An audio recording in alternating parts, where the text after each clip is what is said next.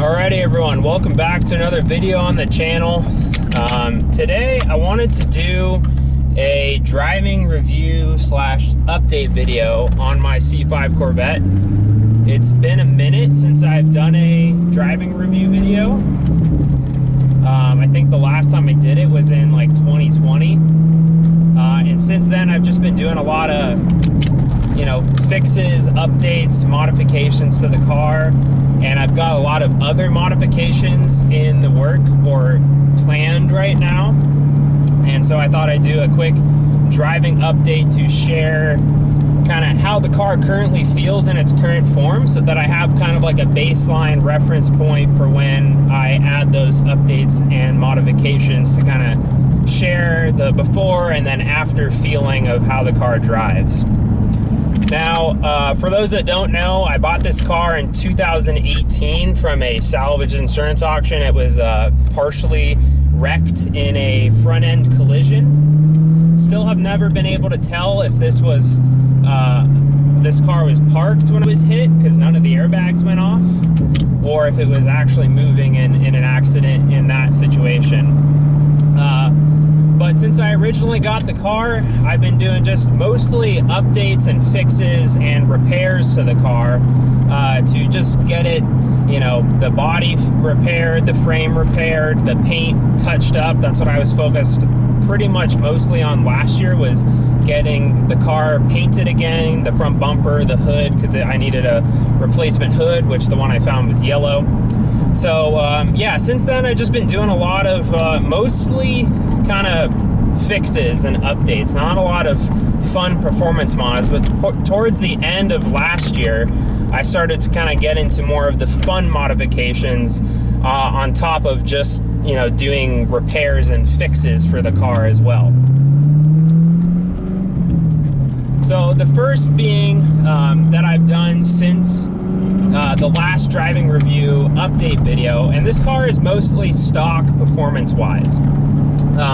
But the one thing that I have upgraded, and whether or not it's a performance mod, some people would argue, is the exhaust system. Now, I put, back in 2022, I put a Billy Boat Bullet exhaust system on it, which is about as close as you can get to a straight pipe exhaust on this car while still having an actual exhaust system. It has kind of like a slim bullet style muffler.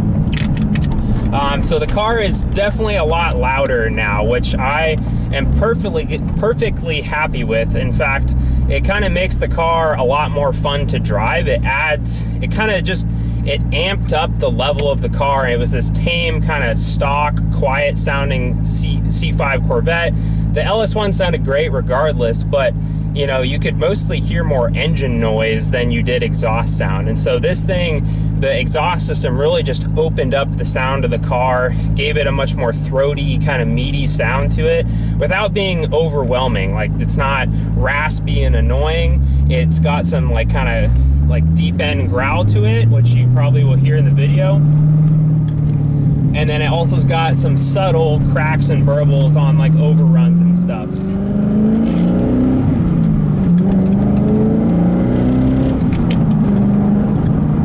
So it's just a much more kind of girthy sounding exhaust. I don't know how else to describe it, but it just sounds really good, and just makes the car feel less tame and a little bit more amped up. Now, it's not making crazy power more so than it would over stock. I mean, maybe it's like a 10 horsepower gain, if that.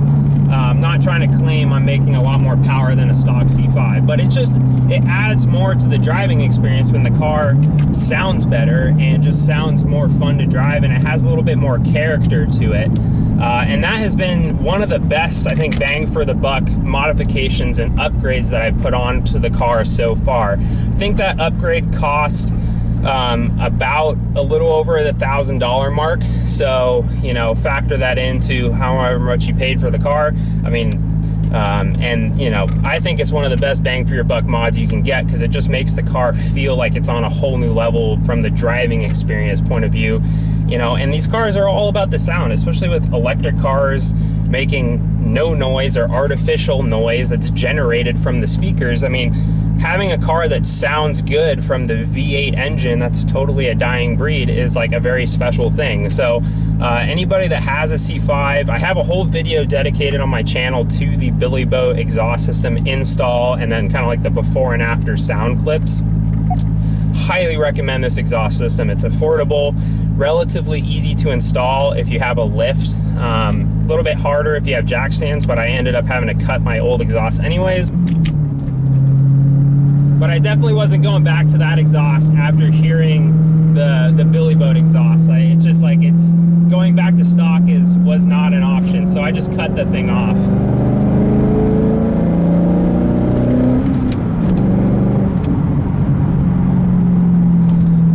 So that's kind of the first and foremost upgrade. The most maybe noticeable that from a driving point of view is definitely the exhaust system. Highly recommend it. Totally ups the driving feel of a C5. Just kind of makes it feel more like a sports car than a tame, you know, C5 with a V8 sound, but just doesn't have a lot of oomph to it behind it. So highly recommend that. That's been so much fun to have, and just again adds to the driving experience of the car 10 times over some of the other mods that I've done.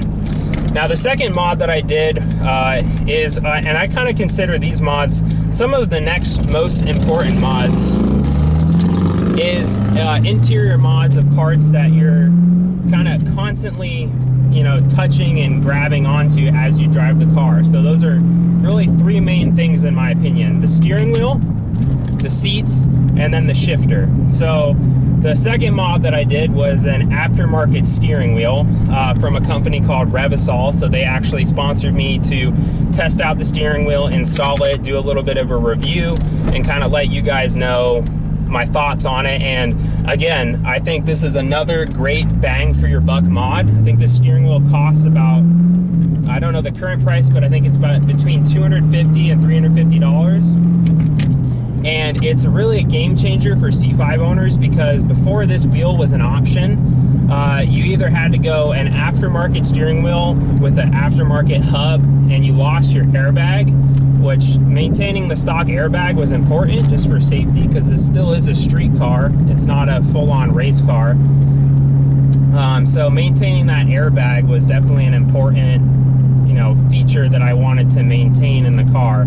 And if you wanted that, you had to pay, I think it was upwards of $700 or $800 for a very kind of like boutique steering wheel from a, I can't even remember. It was carbon fiber, so definitely a little bit nicer of materials. This is a hydro-dipped ABS, so it's a, you know, higher temperature polymer that's hydro-dipped to look like carbon fiber, but it still has leather wrapped with dimpled leather and red stitching, and then a red centerline stripe on the wheel that you might be able to see. And I love the quality of this wheel. I've been using it for the past 6 months, 7 months with the car, and it's been, again, another great bang for your buck performance mod that has really upped the feel of the car and how it kind of, the driving inputs to the car basically. You know, it's not going to make the car drive any faster, but you're constantly, every time you drive the car, unless you're really skilled maybe, or you have, you know, a RC version of a C5, you always have to touch and put input into the steering wheel. So it's important to have a wheel that feels good to grip. This wheel is, I think, a little bit thicker on the kind of diameter, and then it has a flat bottom as well, so it makes ingress and egress a little bit easier in and out of the car.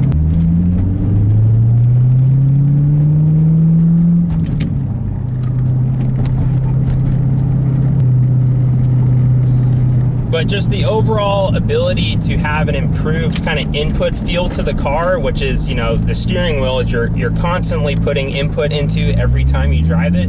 I don't know how else you would drive the car without touching the steering wheel.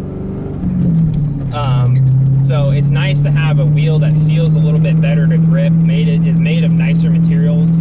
The wheel that I had on the car was the stock wheel, but the previous owner had done like one of the DIY leather wraps, and it just didn't feel good. The leather was all gross and grimy. So this was a huge upgrade to have this like dimpled stitched leather, and then the nice smooth hydro dipped faux carbon fiber. You know, it'd be cool to have real, but you know, that's what's going to make the wheel, you know, upwards of $1,000. So I don't mind having hydro dipped, you know, ABS that looks like carbon fiber but still makes the wheel a lot more affordable, and just, you know, it's hard to justify $1,000 for a steering wheel, but I like this one because I was able to maintain the stock airbag, and you know, and it still looks nice and aftermarket compared to the stock wheel overall. The next mod that I did was shortly after the steering wheel was the seats. So this is a huge upgrade just due to the nature of the stock C5 Corvette seats. For those that are C5 Corvette owners out there, you'll know that the stock seats are pretty garbage as far as support for any type of spirited driving. So, you know, anything is pretty much an upgrade over the stock C5 seats, whether you do C6 seats, C7 seats. I even saw someone put C8 Corvette seats in their C5 with a little bit of modification and tweaking, I think. But what I opted for was the Corvette A4 seats.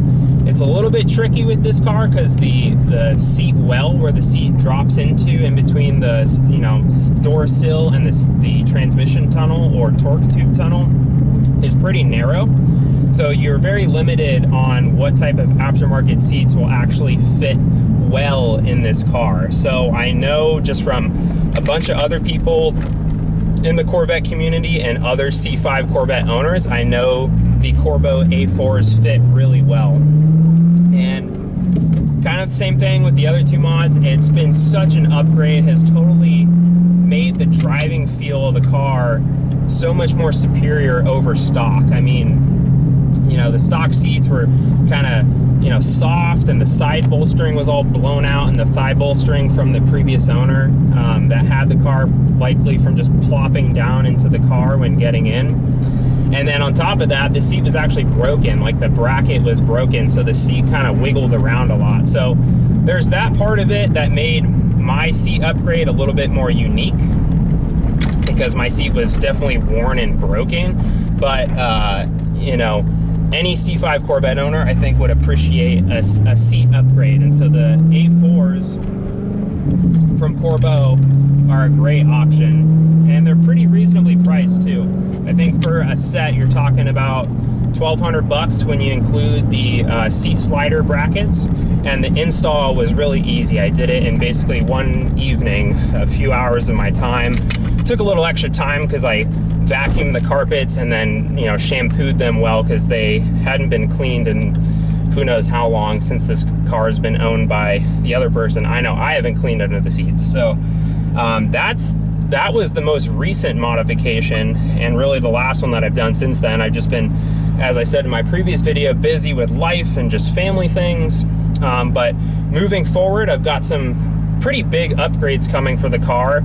Another driving input to the car is a short throw shifter I've had for several years sitting in a box. It's an MGW short throw shifter, probably one of the best shifter upgrades that you can get for the Corvette platform. So I've got that ready to install with some aftermarket, I'm going to do a custom 3D printed shift knob. The stock shifter in these cars is another notorious thing that's just kind of bad. It's got really long throws, is notchy. And then this car, you might have noticed that the shifting feel is pretty like rough and notchy. And I think the shifter needs an alignment because the linkages are so long, because the transmission's in the back, that it kind of gets out of alignment and you get slop in those linkages. So some of the gears get hard to slot into.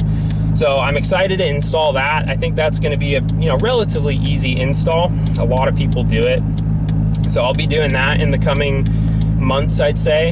And then next on top of that, I've got a set of coilovers from Silver Suspension. So that will totally upgrade the driving feel of the car. The shocks on this car are the F45 adjustable dampers, although those are long gone, and the adjustability feature has been long gone because the shocks are basically just blown out altogether. They just feel really soft, and if anything, the suspension feel of this car is more akin right now to a Cadillac than it is a Corvette, I would say. it's really soft, and it kind of just feels like a boat when you're maneuvering over bumps and things in the road. So it doesn't have a very firm feel to it, which is kind of what you expect in a Corvette, you know, that you're upgrading and modifying. So I'll definitely be excited to upgrade the suspension, the coilover, so get rid of the fiberglass leaf spring and add some ride height adjustability, some damping adjustability to the car. I don't plan on tuning the suspension like crazy, but anything's going to be an upgrade over these really worn out kind of adjustable F45 dampers that were an option on this car, a premium option, but really now are more of a nuisance than anything, because they just are so worn out, and they just make the car feel really soft and not confidence inspiring when you're going through turns and things like that.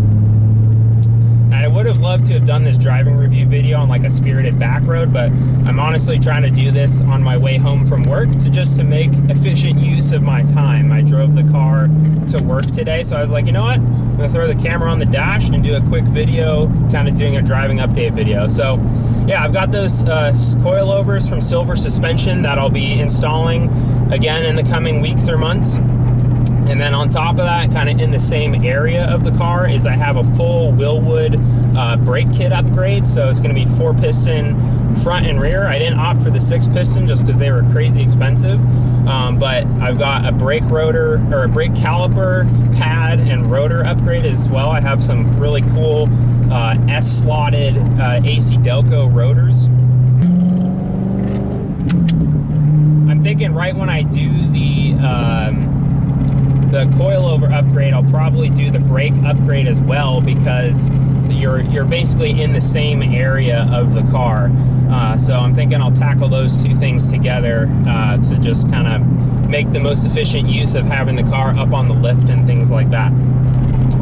And then aside from that, you know, I'm just going to be driving the car, enjoying it, and what I really want to do is kind of upgrade the car incrementally and then kind of see how it feels, and then that'll inspire me maybe where I should, you know, save for the next modification based on how the car feels at that point of, you know, the modifications that I've done already at that point.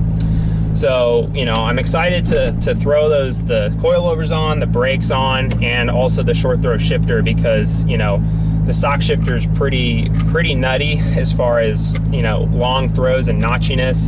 And again, I need to definitely do some type of shifter alignment on the car.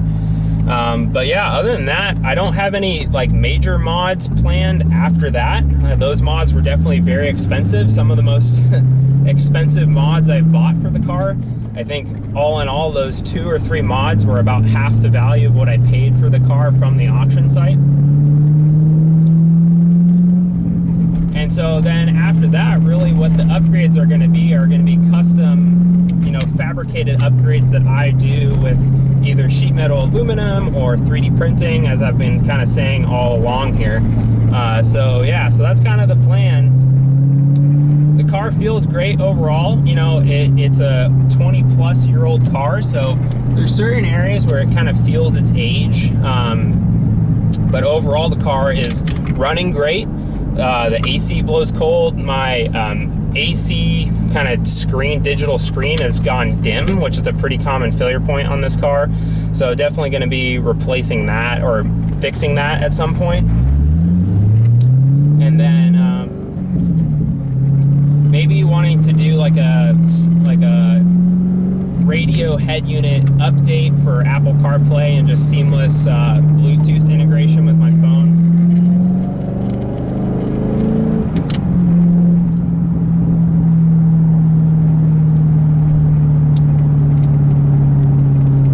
But yeah, other than that, I mean, the car has been, you know, really fun to drive. It's really, you know, it's an adrenaline rush every time you drive this car. It's like nothing else. It's not like, you know, an upgraded daily driver 4-door car. It's a sports car, so it's really fun to drive, and it's an experience every time I drive it. I mean, like, when I drive it to work in the mornings, I basically don't need to drink coffee because you know, there's just so much adrenaline from driving this car and shifting through all the gears and things like that. So it's been really fun to kind of experience that. This is my first ever stick shift car, so that's been, you know, a fun experience, is kind of learning stick shift and getting better at it, you know, kind of learning how to do the very basic form of like heel toe shifting. But I definitely want to get this car on like a twisty back road to kind of get that experience as far as, you know, some twisty canyon driving, because there's definitely a lot of those here in San Diego County that it would be really fun to experience. So honestly, I think that's pretty much going to do it for this driving review video, guys. I want to keep it somewhat short and sweet, kind of talk about the current status of the car, kind of the updates that I've done so far and the updates that I plan to do in the near future. And then, you know, hopefully I can make some time to get out and do a true driving video where I set up some cameras and take this thing on a back road, and then just let you guys hear the sound of the Corvette, because that's one of the best things about the car is the sound. So yeah, thank you all so much for watching. I know I've got a lot of C5 owners starting to watch the channel more and more, so let me know if you guys have any favorite mods that you guys like to have, or that you did that was a favorite, that maybe you're like, yeah, this was my bang for the buck mod, because I'd definitely be curious to kind of get input from other C5 Corvette owners out there. So yeah, if you have any questions, leave a comment down below. I'll be happy to answer, or a question down below. And other than that, guys, I'll see you in the next one.